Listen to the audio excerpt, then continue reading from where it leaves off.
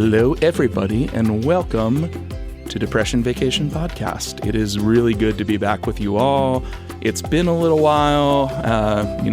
I was sick for a little bit and literally did not have a voice for like 2 weeks, which I'm a talkative chap, so that was a weird thing to experience. It would have sounded shitty on a podcast. Oh my god, it sounded so shitty. Like you, and we have a special guest with us as well this time again.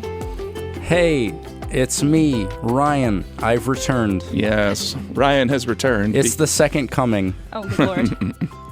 Did you come the first time? A little. It's very exciting when I come on here. What can I say? Yeah, I really love it when you come as well, Ryan. Everyone else feels the same way. I just want everybody to have a good time, so I just want Ryan to come with the rest of us.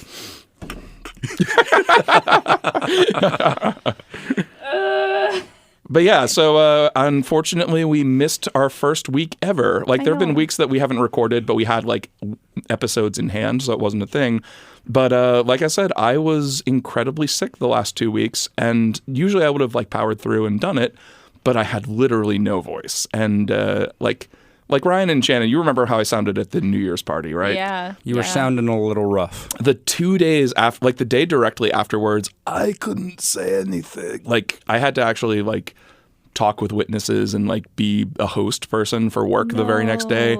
And they thought it was really funny. They're like, good thing you're not announcing, Sonny. Otherwise, they wouldn't hear the numbers.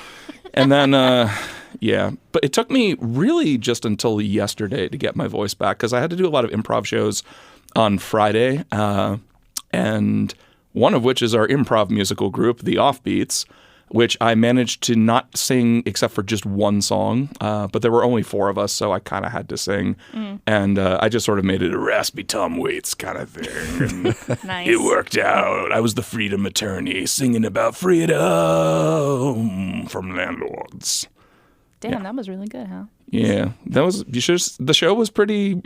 Our shows are kind of out there because we fit a lot into a 22-minute show. But, you know, me, Wallace McKelvey, Ben Chadwell, Christine Butel, Vanessa, and Lisa are all pretty good people. You know some of those people. So. I met Christine at the party. And her boyfriend, too. Nice. Yes, briefly, because he came at 12:01. Yep. My guy with the timing. Yeah, and I smooched him and gave him my cold, so that's why he wasn't at our show on Friday. Oh, my God. Don't smooch people with colds. I know. We just went through a whole pandemic thing. I know. God damn it. I mean... We learned nothing. If I could say something in my defense, smooching me is always worth it, but, like, we were just... Shannon is, like, losing it today. I love it. We have so much funniness saved up after not doing this for a week. I think it's because of just my lack of talking to people. I mean, in the last week or two, I don't know. I've been feeling kind of isolated. So I don't know. You know what? After Christmas, I felt a little bit of. Ryan remembers, like I was a little down after Christmas. They call it the post-Christmas blues. Yeah, I feel that. Yeah, and I was like, I don't know why I'm so sad. And he's like, well, were you really looking forward to Christmas? And I was like, yeah. And he was like, well, Christmas is over, loser. So perfect, Ryan. That's best way to say it. She might be adding words into that. Or subtracting words. Maybe there was more said. Listen, what happens behind closed doors? There is something to be said for that, though, because like just shoehorning mental health issues into everything. I remember after I finished my last marathon, I was like super depressed for like a month afterwards.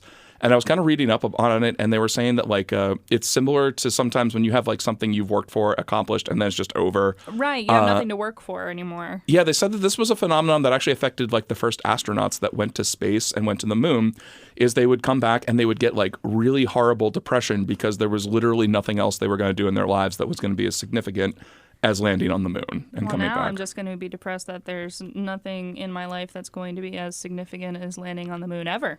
See, the way my year has always panned out is I have like sort of a gradual trot off because my birthday is January 31st. So like as soon as the new year is over, I do have my birthday to look forward to in just like 4-ish weeks. So that's always very helpful in that respect. When's your birthday, Shannon? June 21st. Yeah. And Ryan's is June 9th. So our next cool thing is like Valentine's Day. Yeah. Well, actually, Well, so this is a good time to kind of plug this. Ryan and I are doing a murder mystery dinner theater thing, which is At really the cool. Doyle Hotel. Yep, in Duncannon. Yeah, so if you want to go, it's on Valentine's Day. No, it's not on Valentine's Day. It's on the Saturday before Valentine's Day. It's on the Saturday before Valentine's Day. Yeah, it's pretty good. I like it. I'll have to see if I'm available that weekend or not. Yeah. So Yeah, so I finally have something to plug. Somebody wants me. yay. So, yeah, that's going on. Yeah, I'm surprised you don't have more things to like. I feel like you and I have sort of fallen off a bit with doing stand-up in general. Well, yeah, I've just been taking a little break, but I'm hoping to get back into it. But then again, with this murder mystery, we've got rehearsals we got rehearsals on Thursdays, which is when the Comedy Zone is, and Tuesday nights, which I didn't have anything going on Tuesday nights. But, well, I did have my therapy going on Tuesday nights, but now I've moved Tuesday to Wednesday for therapy. So Tuesday, Wednesday, Thursday every week, I'm going to be busy. I mean, murder mystery cafe rehearsals are basically therapy. Yeah, I can see that. Are they though? No. No. It's therapy if you're having. Actually, kind of. Kind of. I was in a rut there for a little bit, and then we went to our first rehearsal, and she was like, all right, do a ridiculous improv exercise. And I was like, yeah, this is great. Yeah, like, it basically cured Ryan's depression, so, I mean... That's great. that has I'm not going to say names, but there's somebody I was on an improv group with for a while who had sort of been out of improv before I asked him to like be part of the group, and I found out through the grapevine that actually he was going through like a huge depressive thing as well, and then like being asked to be part of a group and just having fun in a constructive way actually helped him out. I mean, it's not a cure-all, but it definitely... Yeah, and I think it's like, stepping out and doing something fun, being creative, I think is really helpful for that kind of thing. And definitely, I think part of like my New Year's resolutions is going to be, focusing on like being creative, like the stand-up stuff and the doing more shows and plays and things. I'd love to do a musical, but nobody's doing a musical nearby that I want to do. So you're always welcome to jam with our musical improv groups if you want to attempt to do that stuff. I'll think about it. Yeah, it's actually, I'm starting a new one too. So like cool. our season is ending. I had a couple of groups that kind of ended up being like nothing groups, but I was part of this like pre-pandemic. I feel like everything was so different, and I was part of like 11 different improv groups. And one of my favorites was actually we had an a cappella improv group called Band Job. Nice. That was that's how I felt. That never like literally zero. No, it's funny. You're supposed to laugh at it. It's a joke. Thank you for laughing at my jokey team name that I didn't come up with. That was really funny. My gosh, how it does sound like the thing you'd come up with. I know, but actually I joined the team after they'd already been established for a few months. So I was like an addition to it. Wow. But yeah, like so literally none of the improv groups I was in pre-pandemic still exist at all. Oh, that sucks. And so I have a combination of friends who've just like gone through the musical improv gamut for classes and want to do things. And then I have all these friends with like Band Job and other ones that just don't do it anymore and really miss it. So I'm going to try to like meld two worlds together. And you are always welcome to jam with us if you want to. Yeah, that'd be cool. It's easier than it looks, as evidenced by our New Year's Eve party. So I was so amazed. I was like, wow, this is all off the cuff. And I think I might have met my match in terms of like, I don't know how good at improv I would be. I mean, I do a pretty decent job with like the shit in a hat shows when we have those. And with the exercises we've been doing for this production, I think I did a pretty good job. But I don't know how I would do with a musical component to it. So I'm going to throw it out there. You've said that a couple times. I have no idea what an improv musical is. Ooh, okay. I can break it down for you. Yes, please. So here's the and he's going to do it in musical improv. In musical Please do. form. Hal has his voice back. You're going to hear a song now about the form of musical improv. You start off with just a song of the chorus, then a one song for your hero. But then you introduce villains who stand in the progress of the hero. Then you have a palate cleanser, then you have a big finish, and everybody sings jazz hands. Yeah, that's pretty much the form. That was really good. Yeah, I'm just explaining things in song form, but so here's the interesting thing about improv and why. Take it away, Shannon. No. So improv in general, like it equates to kind of a paint by numbers if you do it properly, which is also like the least amount of fun is like just following the form entirely. But like if you get lost and you have enough improv classes and training, you can just fall back on the game or whatever's happening in the scene or your scene partners and just sort of like fake your way through things.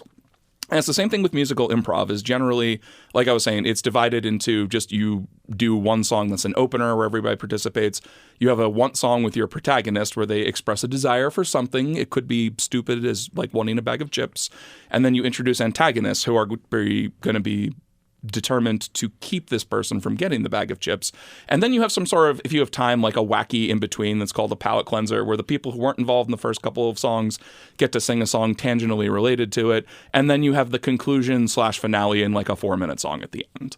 So I've had the most fun in improv doing improv musicals. So also the most drama, strangely enough, but That sounds really cool. yeah, you're welcome to join us sometime. Yeah.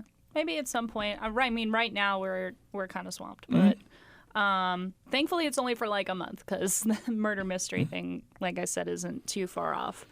So yeah, but similar to you, like one of my resolutions for this year is definitely to get out and do things more. Like I've sort of gotten back into stand-up the last 9 months, but it's been super like last Thursday, for instance, I was incredibly sick, barely made it through work, and just had to go home and sleep. yeah, But the show I did with Liz, the aisle rolling, which was on New Year's Eve, I heard good things about that. oh, it was such a good show.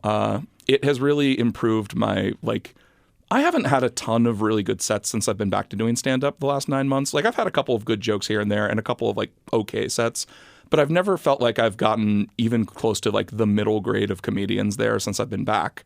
And this show, like, I thought I had one of the better sets. And Good. everybody really appreciated it. I did, like, I went through 4 joke books and did, like, my greatest hits of best jokes. Yeah, it just seemed to, it got my confidence up quite a bit. So I want to ride that. Now that Yeah, I'm your not sick. comedy baby. I know. Now I just have to lose the comedy baby weight. Oh my god. Yeah, I've had a couple of shows where like this was I think last year when I like, super knocked it out of the park, and then got into this whole thing of like I gotta write new shit, and then like I think that was the beginning of the end for me in the terms of just like I really should have just stuck to refining what I already had and not beating myself up for not writing anything new. So another big thing for me is going to be nice to myself. Yay. Nice to myself. That was what last year was supposed to be, but I didn't do a good job. You so, deserve to be nice to yourself. Yourself trying. deserves yourself being nice to yourself. listen, I do my best. I do what I can.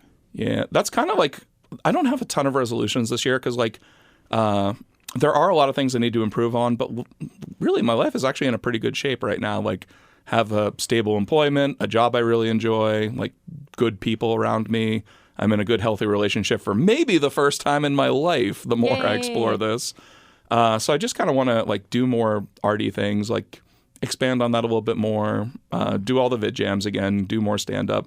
And also like just kind of get back into shape and get back into healthy shape. Like, Yeah. because that took a huge tumble during the pandemic and the 2 years of being in a very attention-driven relationship. So, Well, so let me tell you something. I told Ryan this, but let me tell you something. I hate New Year's resolutions. okay. I hate them because I never follow through on them. I always do. I write like a laundry list of really specific things I want to do. And it's just like when I try to do anything else. Like, I love routines, but I can never stick to one.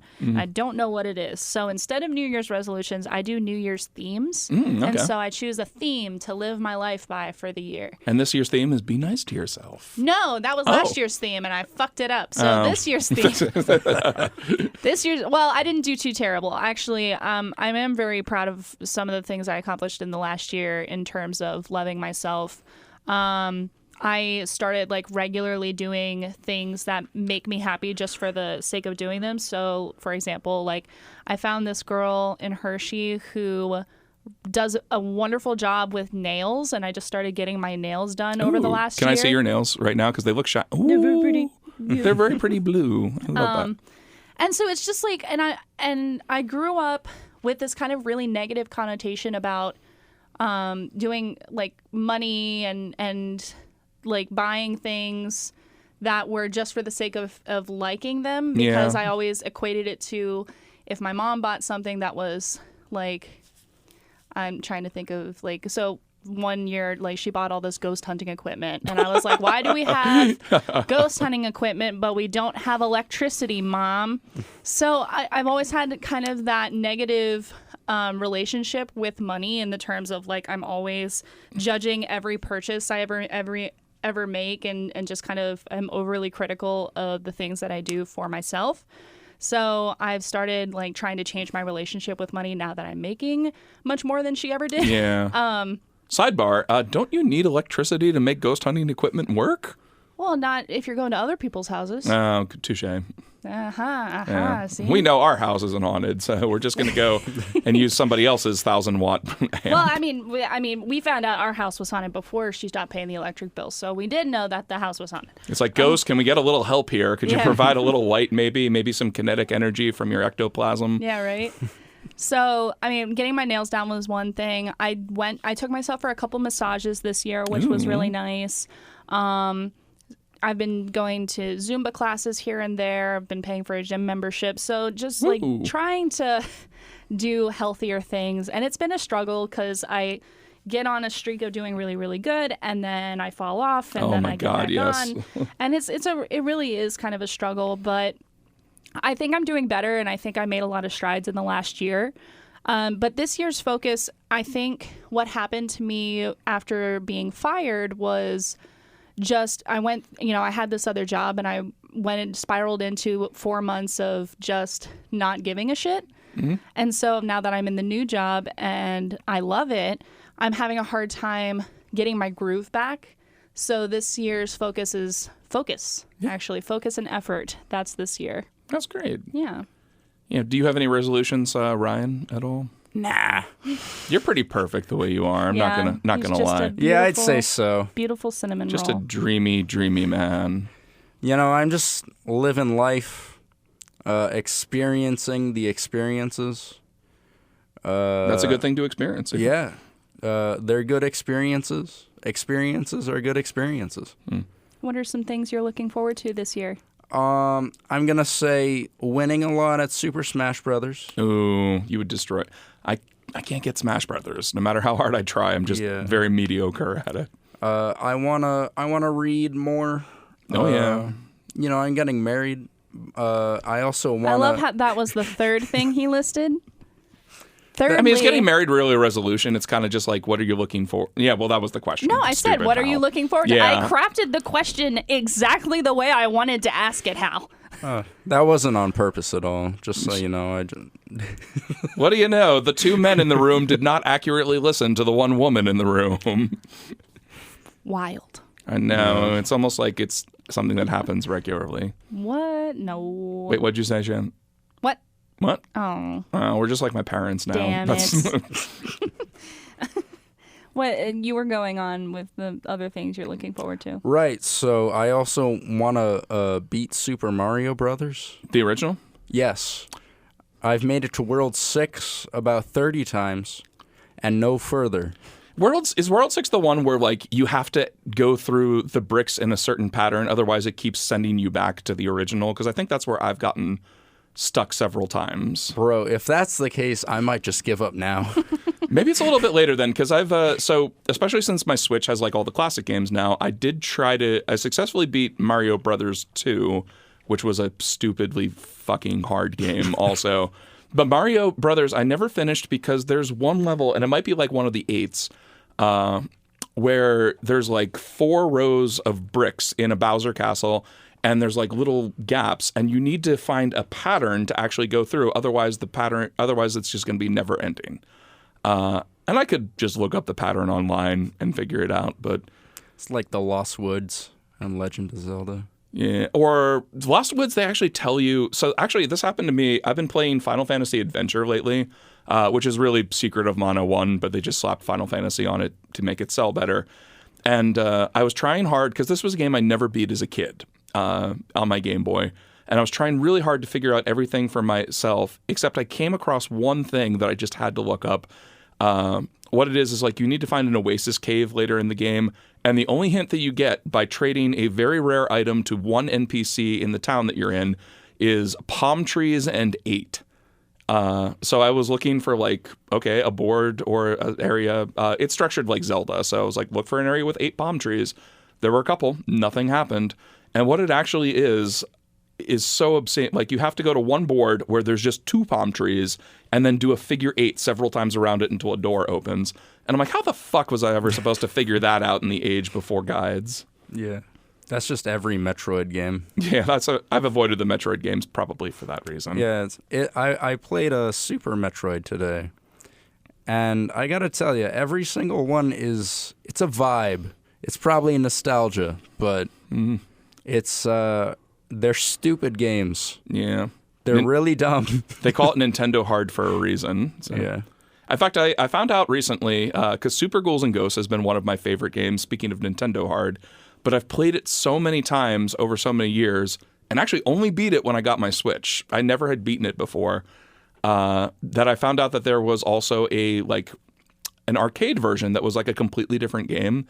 And I bought it for $2 on the Switch store and have been enjoying going through that because it's also stupid hard. So, yeah. I could talk video games for hours. Sorry. This podcast has now become the video game. Every time you're vacation. On the podcast. Yeah, the video game vacation. I'm going to play the Shannon role and get us back on track here. Whoops. Oh, wow. Because there was something I wanted to actually... So every year I usually do a Facebook post about things I want to do and resolutions for next year. Because that actually is how I operate. Like, if I make a resolution about something publicly, I usually stick to it. And I want to look through my list here to see how I did, actually. All right, let's do it. So it was a very sappy post, blah, blah, blah. The last year specifically, I've become a super insular person.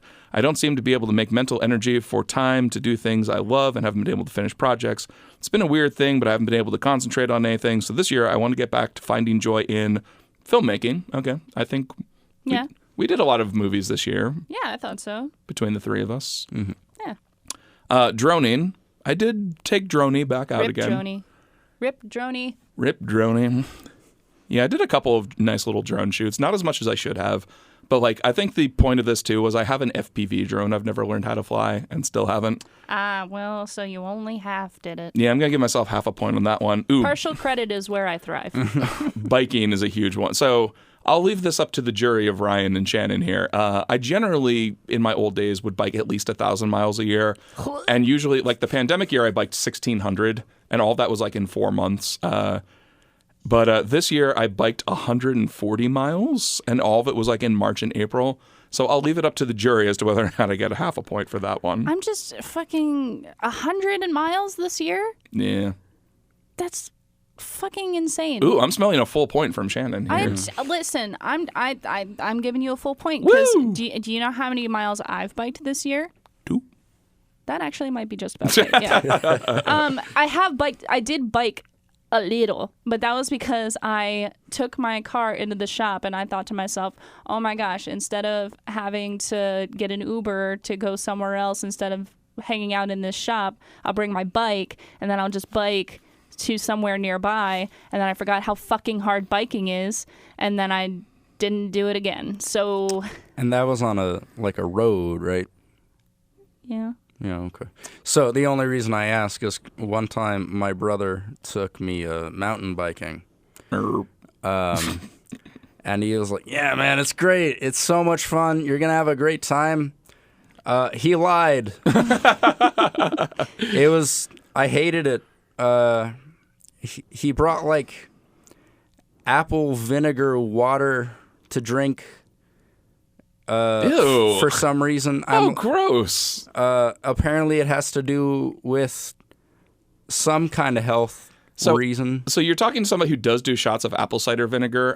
Ew. It is, I will say straight up, the science on it is very murky and it's very divided as to whether or not it does something. It seems like some experts think that it helps lower your sugar a little bit and helps deliver probiotics to your stomach, which there are other ways you can do that besides taking a shot of something gross. But to drink it during a workout... Well, it was mixed with water. It's still gross. Yeah. I mean, point is, regardless of whether It had nutritional benefits. I didn't like it. Yeah, nobody likes apple cider vinegar. No, right? I'm talking about mountain biking. Both were bad. So, it made a bad situation significantly worse. Yeah. And the entire time I was like, Connor, I don't like this. He was like, you're just out of shape. And I'm like, that doesn't help in the slightest. You're not helping. This is very unhelpful. I love Connor. I don't think I'd want to work out with him because he seems like one of those people who would be like, I don't understand why you're not enjoying this. And I'd be like, I think it's upsetting that you don't understand why I'm not enjoying this, and this is why we can't be friends. Read the room, Connor. I know. But we love Connor. He is the father to our beautiful nephew. So. Yes. Oh, I saw all the pictures of the babies. Oh my God. He is so perfect. I love him so much, and I just love him so much. Anyway. Got a baby fever on the podcast. Got a baby fever. Just see how long it lasts. Baby fever ovulating. I pronounced that wrong, but it's still a thing. Jeopardy wouldn't penalize me for pronouncing that wrong. Nah, it's close enough. So before we digress, I'm just going to go through the other three. Before we because I feel like I can digress. What? I feel like I'm going to get points for all this. So number 5 was improv. I got back into improv strongly this year. Joined a house team, made tons of new friends, saw lots of more talented people, and it was a lot of fun doing improv and getting back into that. Playing music, also give myself a point. Singing karaoke, I definitely did more of it, but not as much as I wanted to. And the last one was seeing friends because, like, in my last relationship, I just didn't have a lot of time to see friends ever. Red flag. Yeah, very big red flag. But I got a lot better at that this year as I had more time. Like, we had a couple of parties at my house. We had fun. So, yeah, I think I'm going to give myself a final score of 1, 1.5, 2. I get a full point for biking, apparently. I'll do 3 for stand-up, 4, 5, 6, 7. 7.5 points out of 8 resolutions. Listen, I think that's a solid A-. Yeah, I think that's, yeah. I'm going to give it a perfect 5 out of 7. Oh, it's perfect on your own scale and no other way. Funny thing about karaoke, Ryan and I did a lot of karaoke this year until they took it from us, those bastards. Did you go to River City? Is that why? Well, they did it twice. They took it from us twice because it was River City, they closed, and then the other place that we were going to, they stopped doing it. Yeah, we're going to do a reverse plug. For Gary's bar. So we if went you want to start a karaoke night. Yeah. There's this place in Palmyra called Gary's Bar. Fuck you, Gary's Yeah. Bar. I'm picturing Gary Limoges running this bar, strangely. Oh my gosh, if only. That would be fucking hilarious. So I basically went to it at first as like a joke. You know, like, I'm going to this trashy bar as a meme, you know, and That's a meme. And then I just kind of kept going. Like, I gave the bartender my ID once, and it was like, dude, I know who you are. And I was like, shit. Fuck. Jinx. And he is well loved at this bar. Yeah. So I can tell. They don't even need to ID you there. Yeah. So then I realized they had karaoke, and I was like, wow, this bar just got like 3 times better. So then Shannon and I start going to this bar karaoke on Saturday nights. Woo. And it's like a real good time. It's within walking distance of my house, so we can get shit-faced and walk home. It's beautiful. And then we go in one time, and the one guy who knows me, well, we walk in confused because there's no DJ there. And this one guy is like, hey, Frank, come here. It's BYO microphone for your karaoke. Yeah. And I'm, for side note, they call me Frank because I always sing Frank Sinatra when I'm there. Ooh. Bum, bum, ba-da-dum, bum, bum, ba-da-dum. So he's like, hey, Frank, come here. And he was like, yeah, they're not doing karaoke anymore. Boo. Yeah, so Gary... Isn't actual Gary dead? Yeah, he's dead, but oh, no. Gary, if you're already in hell, go to hell again. If you're in heaven, also go to hell. If you're in purgatory, why not? Go to hell. Yeah, you're right there. I So if any of you think about going to Gary's Bar, this is the reverse plug. Yeah, so like talking about River City, pre-pandemic, we did karaoke a lot. Like that was, in fact, that's something I think I'm going to resurrect this year. Was my birthday every year was called Halioke, and we'd go to River City, my God. and we do like nothing but karaoke songs all the time. And like the pandemic put an end to it. Basically, I only went to River City one more time after the pandemic started, and then I loved River City. it was like the perfect karaoke spot. I mean, the guy, whatever entertainment company they that was used, Sean. Yeah. the Bar Crawlers karaoke. Oh, well, anyway, I loved their equipment. It always made you sound like a rock star. Oh, Not yeah. that I don't already, but Woohoo! but I loved going there, and the food. Yeah, food was so great. fucking good. And they had this like avocado ranch, and I despise avocados, but that was the best ranch I've ever had as a white lady. Yeah, River City was just the perfect, because Tracy was also an awesome bartender, and Sean was an awesome just DJ for the karaoke. And they were kind of like friends, honestly. Like, Yeah. I remember one time Tracy just sort of chastised me because we were having my birthday there, and she's like, just tell me ahead of time so I can plan for more people. But then at the end of the night, she was like, yep, I just paid my rent with all the tips. Thanks for bringing people. Wow.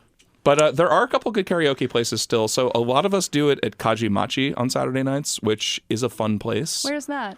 It's not far from my house. It is actually on Paxton Street, like maybe 2 miles down from the mall. Write this down. It used to be a Benihana, but then they stopped paying the licensing fee and just used another Japanese word. There's more pictures of Caden. This is not the time, Shannon. There's baby pictures. But baby fever is still in baby. house. It's the baby fever. They're not loading. Yes, they are. Oh my God. All right, show the camera, Shannon. So cute. Look at him. He's just a Baby Do you see him? fever. Do you see him? I see the baby fever. See, here's the I thing. When you see show the men fever. a picture of a baby, they're just like, yep, that's a baby. You mean you don't ovulate when you see a picture of a baby like I do? Should I? Yeah. Oh. I've been doing this wrong my whole life. But here was the beauty of Gary's Bar. The beauty of Gary's Bar. Was babies? No, we're back to karaoke now. Catch yourself up, damn it. Check yourself, Hal. You're the one that brought up babies. We were talking about karaoke at the bar, and you were like, wait, everybody stop. Here's a picture of my almost nephew. He is my nephew. And then we were like, okay, that's cool, Shan. And you're like, guys, why are you getting off topic? We're talking about bar karaoke.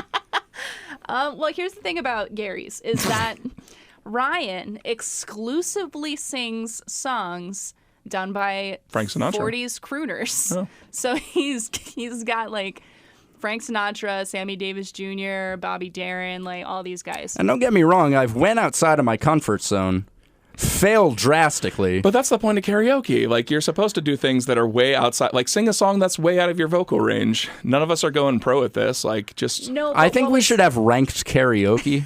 Ooh.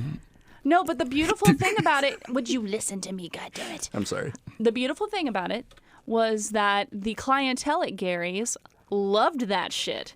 They were all like 60 and 70-year-olds, and they just loved this guy singing all of the oldies. Aw. And all of the women basically creamed their pants listening to him and would give him the goo-goo eyes. And I was like, hey, knock it off. There was a lot of ovulation in that bar. There was. And If they weren't already past menopause. well, No, yeah. that was why it was impressive. Yeah, no, exactly.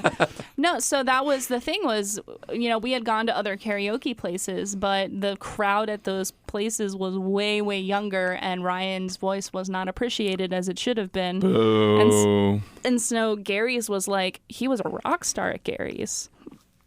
So, Trying to think of other places. So Sean, the guy who did Bar Crawler karaoke for River City, is apparently back at HMAC now. Because when do they do karaoke? I'll have to look it up because I don't know if I've had you do this, but we have a karaoke group actually on Facebook, like just a messenger You group. told me about it, but I didn't do anything about it. And there was a bit of a debate because HMAC was like on the wrong side of just a very bad owner owning it for a long time. So my friends didn't want to go there anymore. And there's also still some debate as to whether or not this person is involved in the affairs of HMAC still. So it's a bit of a controversial place on that level. But, I will always go to the Mr. Tongue open mic Yes. to see Shannon hosting. Actually, I haven't hosted there in a while. I haven't been there for like a year. Yeah, so we're going to take that one off my resume for now. But You'll be back there eventually. oh, no, for sure. And like I said, I want to get back into, there's that EDM concert that we didn't go to. I got a refund for it. Oh, good.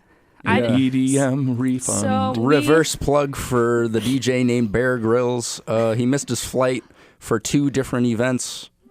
It's fine. Except that it isn't. Is this the Bear Grill? No. No. He's That got would a be new impressive. career going. I'm It's spelled with Oh, a no. Z at the end. Bear Grylls. Yeah. Yeah. Like Wiz Khalifa. Well, Yeah. Ryan and I learned 2 very important lessons. First, you can't trust EDM DJs. You can't trust them. I don't know why you would trust an EDM DJ to begin Just with. saying, but we learned it. Like, that's something you just walk through your life assuming that you would already know, but it's very rare that you get confirmation of those kinds of feelings. So I'm actually appreciative of going through it and coming to this conclusion. Now, number 2, I learned that I really don't like EDM. It's awful. Okay. Well, in all fairness, the guy they pulled into like at the last minute to give a free concert in replacement of this Bear Grylls guy played dubstep, which is slightly different from EDM. Dubstep was cool in It was cool. 2012. It was cool. I was going to say 2012 is about when I went to my only EDM concert. I went as part of a date for somebody I was seeing when I was in Los Angeles, and I didn't date a lot of people in Los Angeles at all.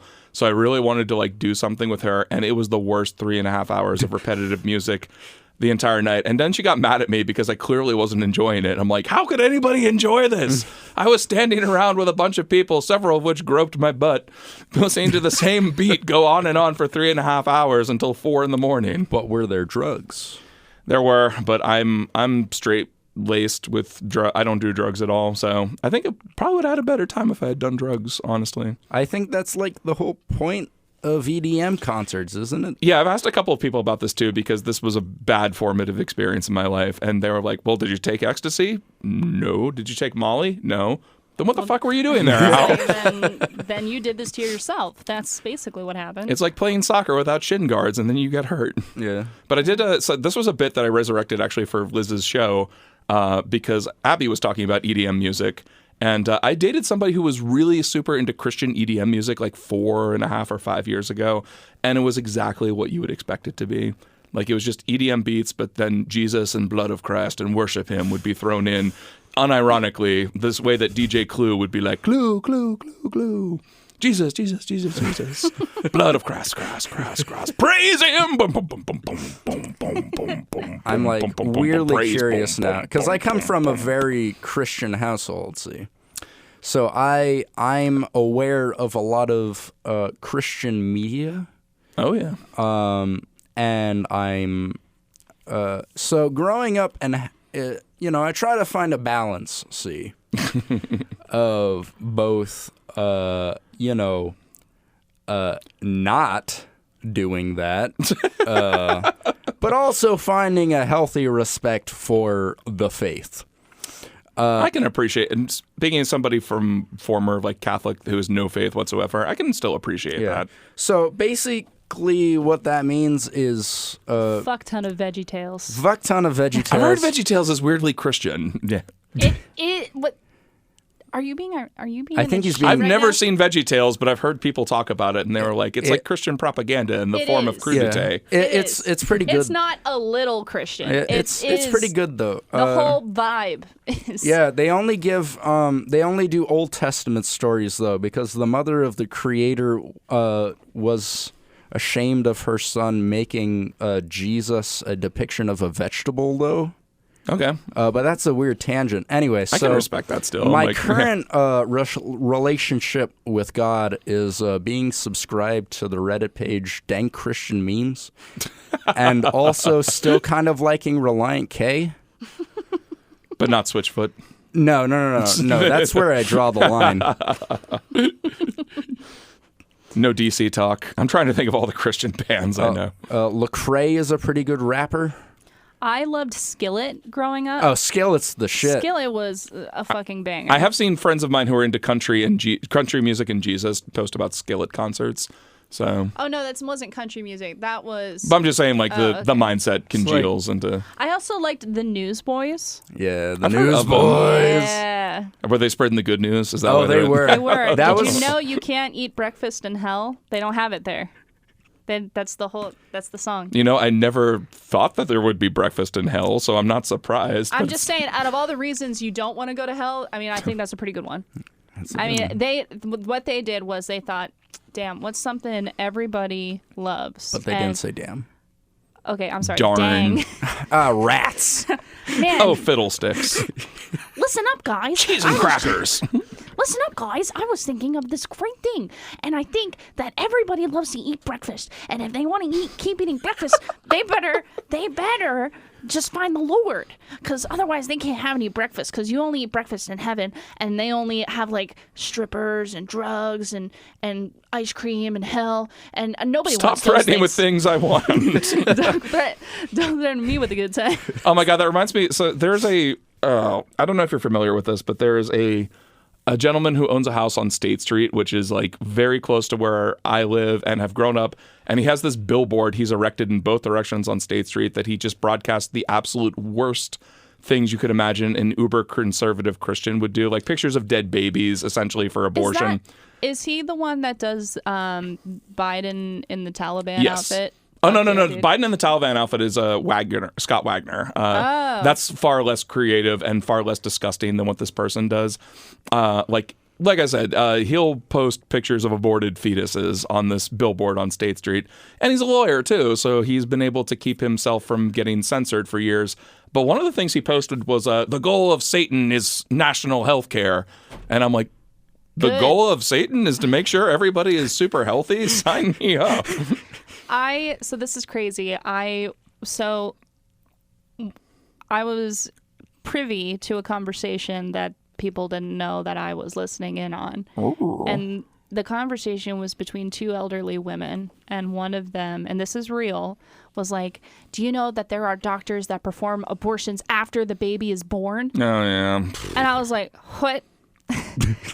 And You just described murder, lady. Well, and that's what I was thinking. And she went further to say that what they do is the doctors will like show the baby to the mom and be like, you want it? And the mom will be like, nah, fam. And then it just... And I was I shouldn't be laughing about this because this is horrifying and untrue. But I was like, how often do you think that happens? Like, and do you realize the variables that would have to be in place for that to occur? Just some doctor who went through like 15 years of school and just out there waiting for a mom when he's like, do you still want this? It's like, it's kind of purple. Get rid of it. It's baby time. I didn't know how to respond. And thankfully, I wasn't like in the room. I was like in an adjacent room. And I was like, I'm glad I'm not in there and having this conversation. See, I've taken this stance with my dad particularly because he's very like hardline on these things. I'm like, if you bring this up in front of me, we're going to throw down all the time, much to the chagrin of my mom who will like yell and leave the room. But like the rule is kind of like, if you don't want to argue this, I'll be quiet. But if you say something, you're going to get checked. And one of the things growing up, like especially Christian conservative, is my dad's big boogeyman with abortion was partial birth abortion. Because he was like, do you know that they'll just kill the baby as its head is coming out just because they don't want the baby? And as I've gotten older, I never questioned why somebody would wait until they're actually in labor to abort a baby they didn't want. And you know why? Because it doesn't fucking happen that way. It doesn't. And I was reading this thing online that was about, late-term abortions. And basically, I mean, by the time you're at that point, you have, the train has left the station. Like, you're committed to that baby. Oh, yeah. And most women who have to go through the choice to go through a late-term abortion are doing it as a life-saving operation for either her or the child. Well, I guess not abortion. Not the child. No, but I mean, and like for her.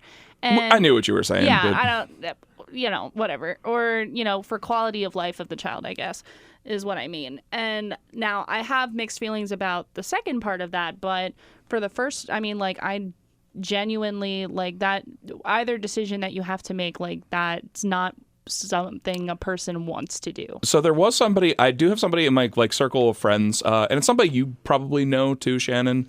Yeah, you definitely know them, but I'm not going to say names as usual on here. And we'll talk about them after. Him and his wife actually were like, they are very conservative Christian and very like nice people. And he's like a real sweetheart and one of my friends. It is not Ryan. But so him and his wife were pregnant about like a year and a half ago. And she had a miscarriage at like 7 months. And I was talking because my girlfriend at the time was a perinatal, still is a perinatal counselor specifically for those kind of women's issues. And we were going on a trip and I was talking about this. I'm like, yeah, my friend and his wife just had a really bad miscarriage at 7 months. And she's like, how? That's not a miscarriage at 7 months. That's a stillborn. And they actually needed a late-term abortion so she didn't have to go into labor to deliver a dead baby, essentially. And that's one of the very few like performative reasons that late-term abortions exist is in the case of miscarriages to like ensure the safety of the mother for something that's already dead anyway. So yeah, so fuckers. So yeah, so don't anyway, do that. Let's talk about happy things. Yeah, get away from abortion. Something video games. Ryan doesn't like it when we talk about depressive things because it's a depressive This is the depression vacation podcast. I know. Well, there needs to be something we're taking a vacation from. So. And we got like 15 more minutes, so... Yeah, it's almost like when you go on a vacation, but you still have like your work laptop on you and it keeps going off, Well, That's what this podcast is. We could, so I had a girlfriend at one point that wanted to end every day with like gratitudes, which was a very nice thing. And something we could do at the end of this podcast to keep it on upbeat. Like, what are you grateful for this week? Are we coming to the end? We have like 15 minutes. Haha, fuckers, you're stuck with us. Yeah, it's not like they can just turn off Spotify at any point. Ooh, something I can share. So my girlfriend, one of the things she does for her, because she's the boss of her particular job, is she does side quests every week. Oh, you told me about this. Yeah. Just me, so you can tell everybody. So I didn't tell you on the podcast because I can't remember necessarily. And a lot of them are like 2 weeks ago, it was play a board game with somebody. And this week's side quest I'd like to share is tell a friend you're thankful for them. Ryan, I'm thankful for you. You Thanks. Interrupted me as I was going to say, sorry. Shannon. I'm so thankful for you too, my friend. What were you saying? Oh, no. Moments passed. No. You can listen to it on Spotify like everyone else. No, I'm thankful for you too, Hal. Yeah, I'm very thankful for you. Like I've come to like, as I've been reevaluating the last year, I'm like, I have a really good series of like, I call them heart friends that like just have been very good friends with me. Don't really expect anything from me except just for friendship, companionship, and being a person. And so I'm very thankful for that. And I intend to tell more of them that this week if I see them. So yeah, but he told me first, motherfuckers. Yeah, so Shannon's first on the list. Screw the rest of you. By order of her just being in front of me when this came up. I love this. Yeah. I like winning. I'm very competitive. We played Lord of the Rings Risk today, and I kicked his ass. Oh, yeah, this Lord of the Rings Risk. Yeah. We also tried playing the Elder Scrolls version of Dungeons and Dragons. Ooh, that sounds interesting. It's not good. It's not the same. It's at least 20 times more complicated than Dungeons of Dragons. I didn't know that was possible. Do you have an Alexa device out of curiosity? I do. You can play Elder Scrolls in a weird like audio text version on there because me and one of my improv groups did this like 4 years ago. But the interesting thing is Alexa's number of words that she bleeps out are like she can't say kill or maim or anything like that. So like every time we were fighting a wolf and you missed the wolf bleeps you. And it sounded like the wolf was fucking us, but really the wolf was killing us. So it just sounded dirtier. Nice. I think you just gave us the next evening activity. It'll Play the Elder Scrolls with Alexa. You say evening, but you're going to lose interest in 5 minutes. Okay, fair enough. Well, that's about what happened with this tabletop game. It had too many rules. This rule book is 90 That sounds like a pages. beer. This is a rule book from Australia. It It's a really complicated game. Yeah.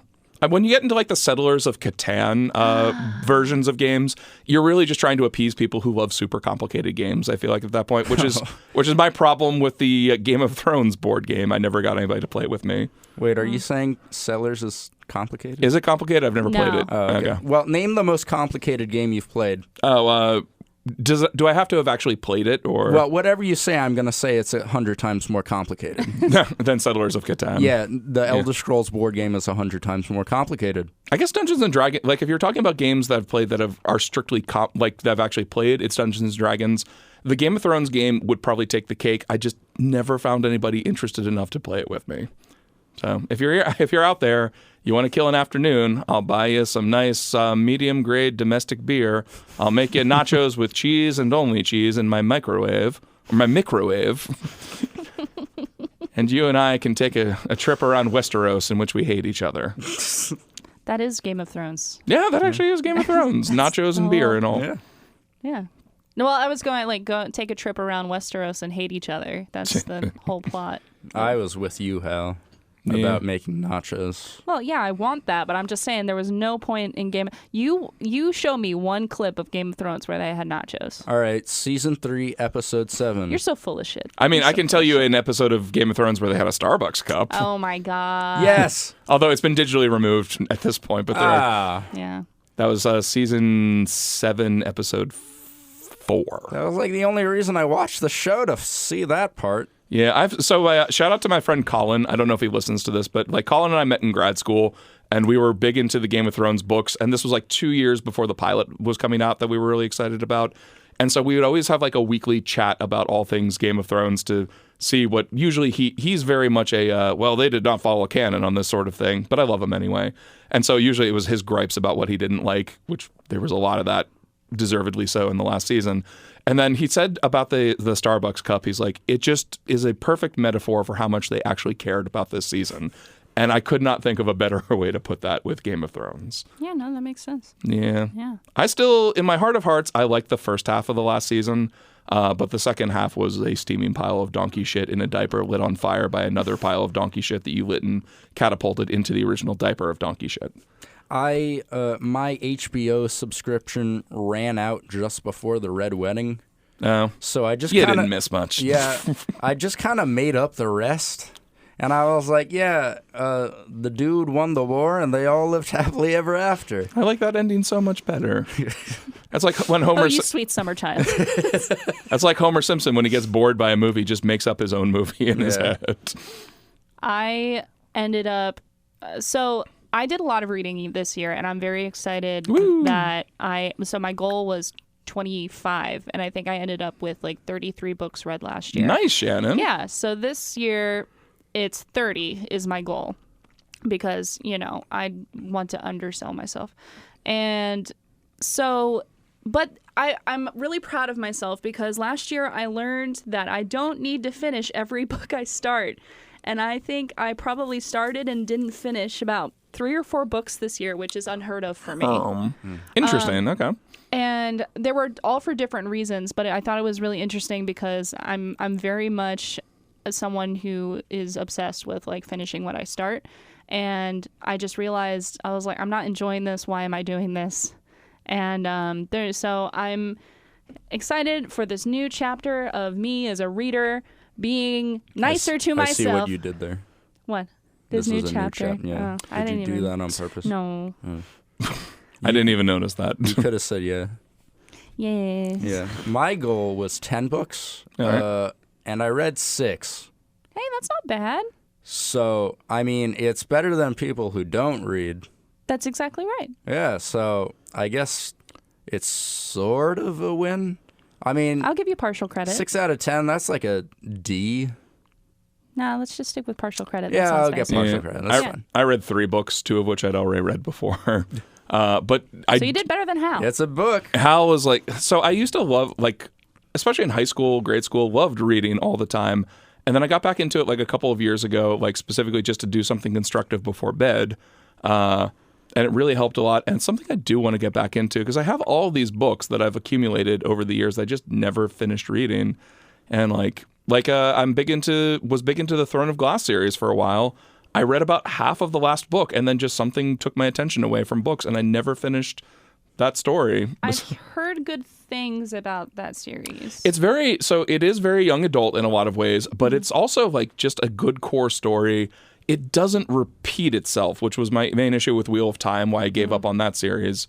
Like every book offers something new. Some of it's maybe a little contrived because it is written for more of a young adult crowd, but it always keeps the stakes going higher, always introduces new villains where you weren't expecting them, which again can be contrived. But I really enjoyed the series for a while. So I even have the coloring book. So Nice. yeah. Actually, I may have given the coloring book to Lauren. So I just finished my first book of the year. I was listening to the audiobook for Piranesi by Susanna Clark, which won an award in like 2021. I don't remember which award it was, but it was like some sort of fiction award. Oh yeah, the Good Book Award. Yeah. that's an actual award, by the way. Oh god damn. I was going to say the awardee. the bookie. Anyway. I actually don't know if that's a real book. I was just trying to fuck with you, Ryan. I'm sorry. So God damn it. So that was actually good. I enjoyed that. And what I'm reading right now, I'm reading the 8th book of the Vampire Chronicles by Anne Rice, which we've talked about before on the podcast. Now, I'm not convinced that I like every book in that series. But here's the thing. Book 1 is titled Interview with the Vampire. We know this. Oh, yeah. The most recent book is titled Prince Lestat and the Realms of Atlantis. And I need to know how we get from point A to point B. And so now I'm stuck reading all of these fucking books. We're gonna take a magical journey under the sea with a vampire. That's Lestat, that's me. Well, and he's not even a prince at this point either. So I'm like, well, first, between this 8th book and this most recent book, we're going to become a prince and we're going to find Atlantis. And I need to know how that happens. You know, if there was somebody who was going to go to Atlantis, it would be an undead person who probably doesn't need to breathe, actually. Exactly. No, for sure. Nobody's ever expanded on the idea that vampires can probably just go underwater like Kevin Costner. I want to point out that I've been experiencing secondhand suffering through all this. Because every time Shannon reads one of these goddamn books, she's like, man, that was a terrible book. I can't wait to read the next one. And I'm like, Shannon, why are you doing this to yourself? And she's like, I don't know. I guess I just hate myself. And I also want to see how Prince Lestat gets to Atlantis. But he's not a prince anymore, apparently. No, not yet. He's not a prince yet. So these two things, I don't know how they happen, but I must know. Lestat's a rock star, isn't he? Like at the beginning of... Well, he is in like one of the books, but then he stops because he... He got into the Rock and Roll Hall of Fame and accomplished all he wanted to accomplish in his career. So what I'm really looking forward to most in 2023... is Shannon finishing this stupid fucking series? No, I was going to say getting married. He learns. But also Shannon complaining about how long it took just to complete this stupid series. Because I've been reading these books since we've gotten together. Yeah. Like, since we started dating. I know! Apologies to the listeners who had their volume turned up at normal for that last Ryan outburst. Let me just He is so passionate. go in the corner and yell for a little while. I can confirm Ryan went into the corner and yelled, but he's still calm. That's what makes this the most disturbing.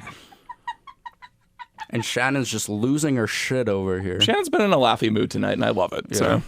It's a vibe. So the only book I read, just to conclude this whole segment, is I read 3 books, 2 of which were comfort books that I had read before. But the new one I read was in a series by one of my favorite authors, David Wong, and it was called Zoe Punches Future in the Dick. That's the actual title of the book. And it was it's a sequel to a book entitled Fancy Suits and Futuristic Violence. I love everything about this. Oh my God, you would love this series. It's like so what it is like Zoe is like this sort of trailer park girl in the future, where the future is the worst thing you can imagine. Like hyper-capitalism has ruined everything. A certain number of people just have all this power in this futuristic world, and it's full of people that just like have mech suits and just do ridiculous things. It's a comedic like So novel. 2024. Yeah, you would enjoy that series of books, I think, and they're very cat-centric as well, because Zoe has cats, and she loves her cats. She's sold. But she also punches future in the... I can lend these books to you if you want to, because they're still on my shelf, so... Oh, I have so many books on my shelf that I have to get You're- through. Everybody keeps recommending me books. I'm sorry, Hal, you're not allowed to give her any more books. Well, it's not giving, it's lending, it's borrowing. Ryan is so... Actually, I'd like to point out that I have very rarely gotten books back from people I've lent them to. I had to buy a second copy of The Disaster Artist because the person I lent that to You're just... not helping. I know. So yeah, we'll end that conversation. We've only got a couple of more minutes before our arbitrary time limit is reached, so let's do gratitudes. Yeah. Yeah, because we talked about that as being a cool, maybe possible thing to like end on 15 happy note. minutes ago. Yeah. Well, we needed to fill up 15 minutes All of right, content. who's going first? You. I'm going first. I'm really appreciative of the pets in my life. Aww. My dog, her name is Sophie. I wrote a poem about her. Maybe in the next time I come on to this podcast, I'll read it for you. Well, that's rather presumptuous. Yeah. No, we'd love to have you back again. Ryan thinks he's getting invited back on the podcast. I said the only reason I said that is I said that on a friend of mine's podcast the second time he had me on. I'm like, oh, we'll just talk about this the next time you have me on. And he's like, next time we have you on, Hal, that's rather presumptuous. And then he never had me back again. So. Oh, yikes. Anyway, but part of it is like, my dog's fur isn't even soft, but I love petting her anyway. And she's very special to me. And Shannon's one cat Out of 4. out of 4. His name is Happy. He's the only boy. We've talked about Happy before. Yeah. Great cat. I mean, how could you not? He's so well behaved. He sits on command. He does not. He just thinks... Okay, that was starting to not sound like a cat. No. You're not starting to sound like a cat. But, there's a special bond between a father and his son. Especially when he sits on command and his mother doesn't think that he is sitting on command and he's just kind of doing he just sits. For a cat, that's really impressive because my cats in my life will not do shit unless they want to do it. So, yeah. I'm grateful for animals. Oh, that's nice. Shannon, how about you? What are you grateful for? Well, I was going to say I'm grateful for my fiance, but that was contingent on him saying that he was grateful for me. So, no, I'm just kidding. You could just go pets, too. No, yeah, true. No, well, I am grateful for my fiance, and I'm grateful for the love that we share. Yeah, and I'm also grateful for my fiance. Too late, Ryan. God. Everybody gets one. Shit. And I'm just also grateful for being here, sticking it out, not killing myself or anything. So, yeah. This was not supposed to be depressing. No, it wasn't. I just said I didn't kill myself. You're welcome. Okay, I guess it checks out. Yep. No, but mostly for the love that I share with my fiance. I guess we'll have a theme here, too, because the thing I'm most grateful for is my relationship I'm in right now. Because, and she and I talk about this a lot because we're very, open about how grateful we are for each other. And she doesn't get tired of it, which is very nice because lots of girlfriends I've had have gotten tired of me saying... Red flag. Yeah, also red flags. But, very specifically, also because I've put on a lot of weight in the last couple of years, I've told her many times I'm appreciative that she's very, nice to me, regardless of how heavy I may or may not get. And she's like, how? Of course. I'm not a monster. You're talking the bare minimum here for relationships, which, strangely enough, puts no pressure on me and makes me just want to be a better person and get in better shape. So, yeah, that was probably the best thing that happened to me this last year. And here's hoping I don't fuck it up. You won't. I don't think so. You are a happy cinnamon roll. Woo. Woo. Woo. All right. Yeah, well, good feelings. This is good feelings. I like this idea, Ryan, even though you didn't come up with it, but you said we were too depressing. So I'm going to give you quarter credit. Listen, straight talk, the shit's... It'd be wild. There was nothing straight about that talk. But anyway, thank you all for coming and listening to us and listening to Ryan straight talk shit on everything about the shits be real. Join us next week. We've got a lot of fun guests that are going to be on the podcast this year. Wallace McKelvey is coming back. I talked with Liz Curtis, and she wants to come on possibly sometime. She is an absolute delight and is the person I credit for getting me involved in stand-up. Also, somebody I would consider to be one of the funniest people in the mid-state area. And I've seen a lot of funny people, so. Yeah. But for vacation podcast, for depression vacation podcast this week, I've been Hal. I've been Shannon. And I'm Ryan. Yeah, and maybe we'll have Ryan back sometime. Yeah, Hal said he already looked at me and was like, no, you're not coming back, dude. You were so close to not even finishing this podcast, buddy. But anyway, have a great week, everybody. Thank you for listening, and we'll see you soon, maybe.